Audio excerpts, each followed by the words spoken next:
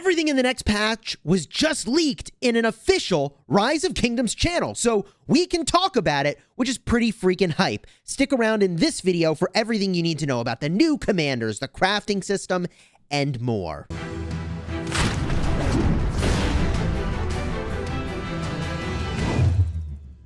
Hello my friends and welcome back, I'm Chisgule Gaming, and in this video, we're checking out a video that was released on an official Rise of Kingdoms channel, leaking everything that's in the upcoming patch, and at this point, I guess it's a teaser. I didn't even realize this was an official channel, and it is.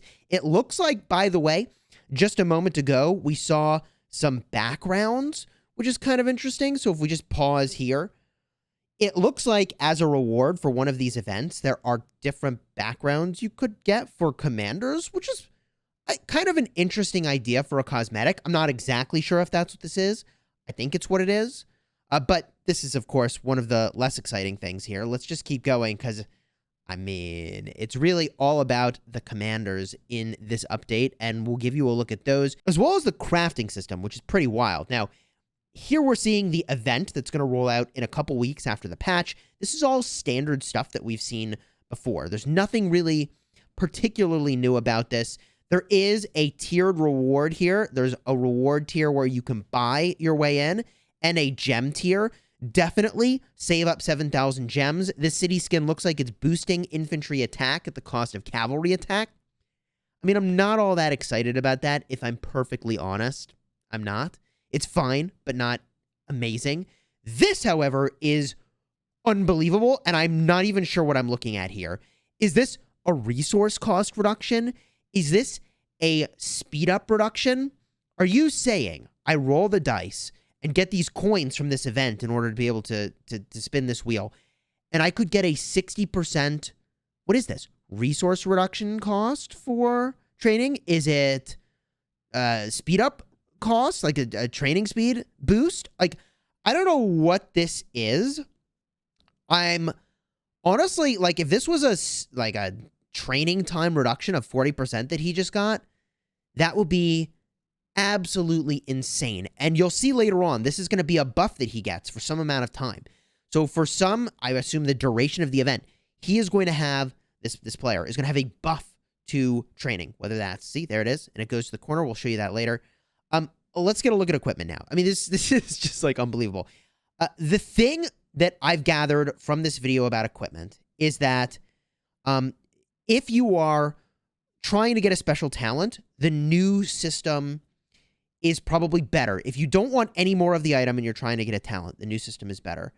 But perhaps the old system is better if you're making lots of an item and you want lots of the item. Like you're making a third or a fourth of an item and you want to try to talent it.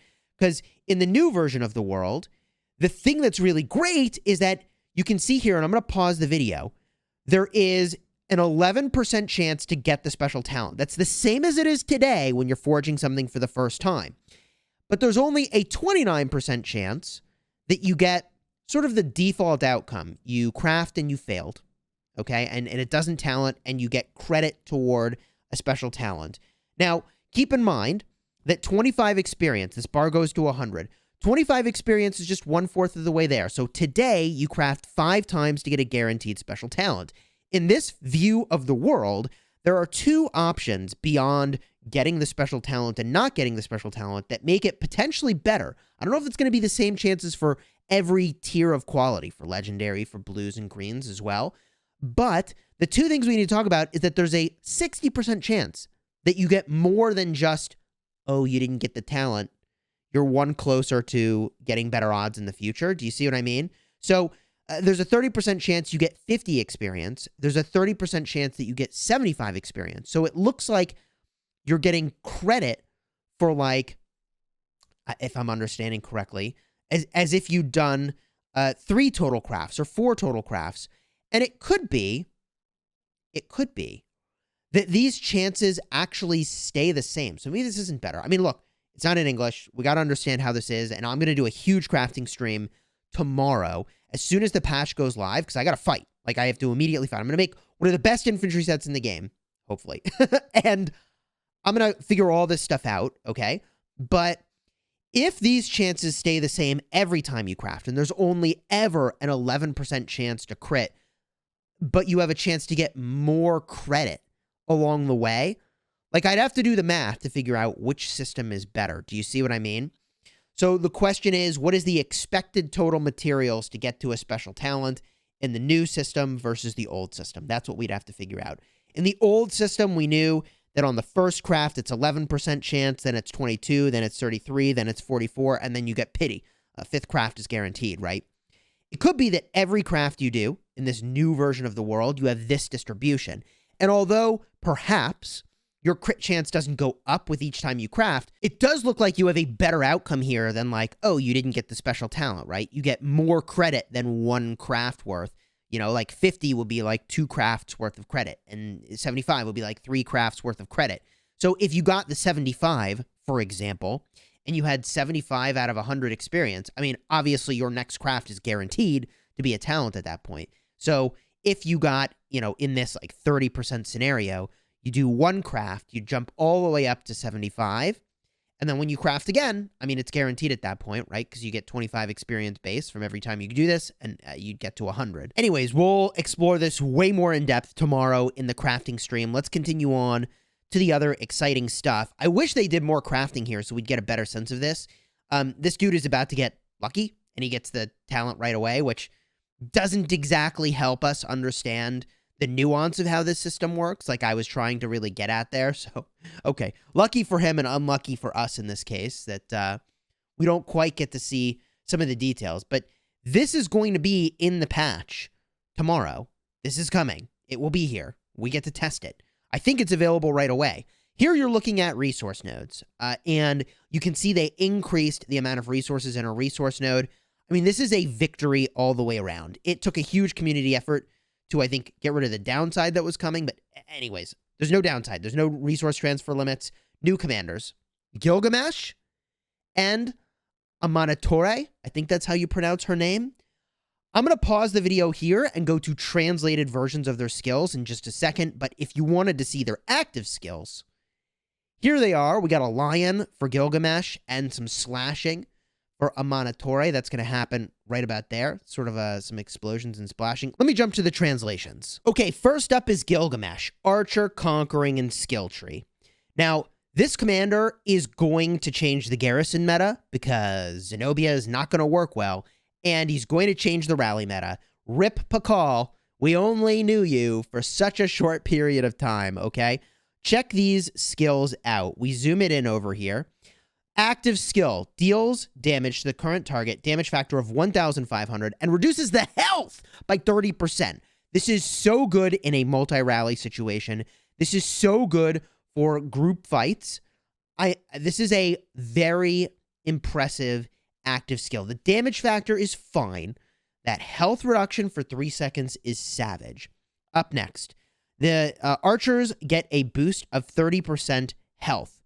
Amazing. Health is the best stat to be boosting. And deal 10% or a max of 20% increased damage to enemy troops that have fewer than 50% of units remaining. So this is kind of a big deal. This is like YSS. The reason YSS is so good is that when you get low, you do 20% more damage. They're giving you the Archer Rally equivalent of YSS, that ability, right over here. So for rallies, this is going to be insane. For picking on weak marches in the field, that's going to be completely insane.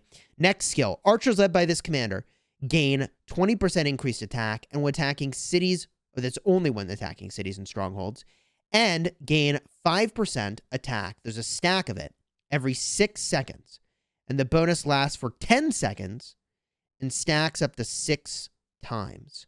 Okay, so over time, you're going to climb your way up to 30% extra attack, which is absolutely fantastic. I mean, that's a lot of damage. Okay, the fourth skill, troops led by this commander take 10% less damage from normal attacks. So it's harder to swarm this guy. Their attacks have a 30% chance to inflict a blood-craving debuff onto the target. So this is, I think, Gilgamesh when he's attacking the enemy, okay? And affected troops suffer damage when healed. So when you heal, you take damage, which is insane. It's 500 damage factor, and that can trigger at most once every 5 seconds. It lasts for 3 seconds. So this is the direct Zenobia counter that I was talking about. Zenobia heals all the time.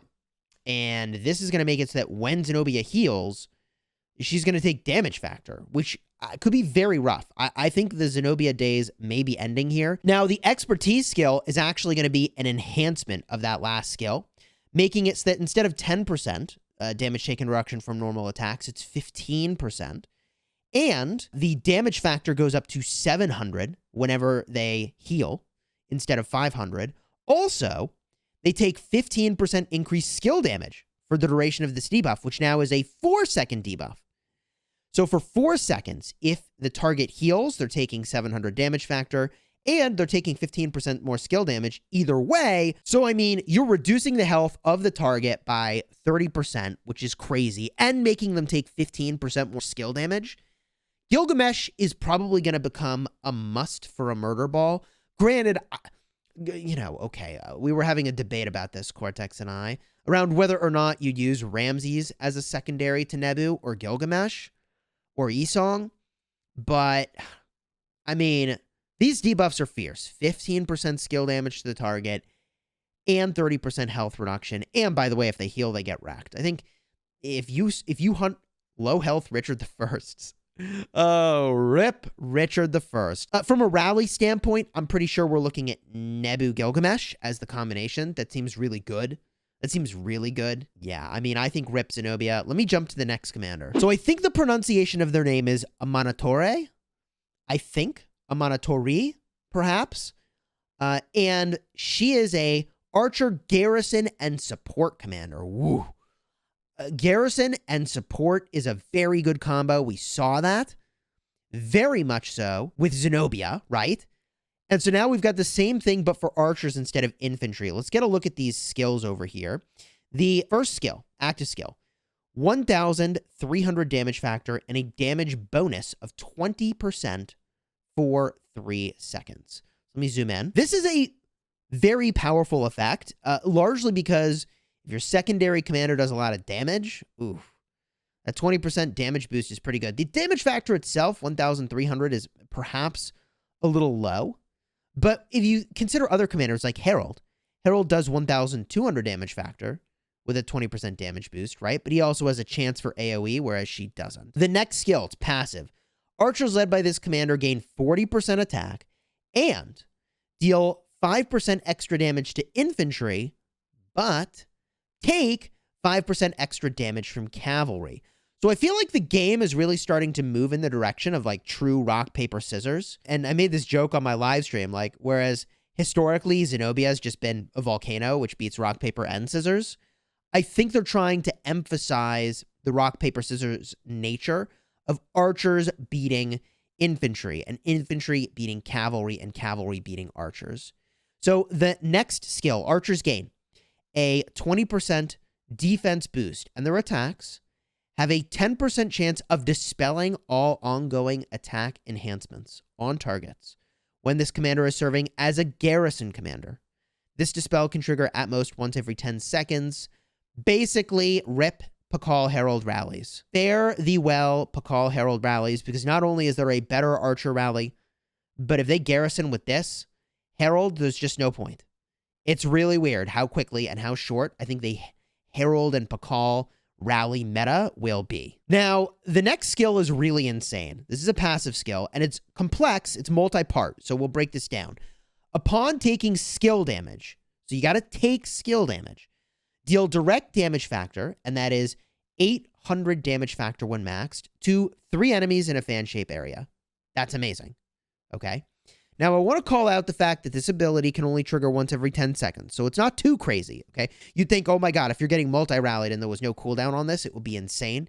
It's not that insane. But when you take damage, deal direct damage factor in that fan shape area. If this commander is serving as a garrison commander, you also have a 50% chance of doing 500 damage factor and a 20% chance of doing an additional 400 damage factor. Wow. That is an outrageous amount of AoE damage to a lot of targets. I mean, it's pretty good, right? Like, if we just add all that up, it's 1,700 damage factor. So maybe it's not so insane, a 1,700 damage factor AoE when you actually think about it. But the fact that it's on a passive skill is what makes that so nuts. And you could be running around in the open field with this, and still, like, 800 damage factor for an AoE is pretty good. It's the rest of it that I think only happens when you're a garrison commander or a garrison captain. So still really good. If we just get a look at the expertise over here real quick, troops led by this commander are immune to silence. I'm going to talk about why that's important in a second. And active skills reduce the target's rage by 100 per second for 2 seconds. Holy jeez. So that's a 200 rage reduction. 100 per second for 2 seconds. And that's why they say it can trigger at most once every 10 seconds. That makes sense. Now, you may be thinking, Chisgule, what the heck is this immune to silence thing? I think it's actually, once you look at who does silences, fairly obvious. There's 2 things where this is powerful. Actually, really just one. Let's go with the one. If Artemisia is your garrison captain pair, her self-silence won't work anymore, I think. Right?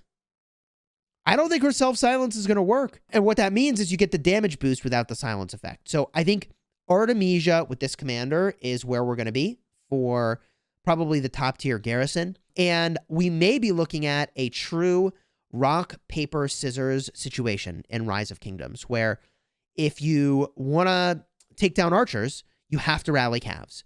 If you want to take down infantry in the garrison, you're going to rally archers, right? Like, we go back to this world in which you see what they're rallying with and you try to use what's going to counter them. And you see what they're garrisoning with and you try to counter them. I think that could be fun. I hope it's fun because I think that's where we're headed. Wow.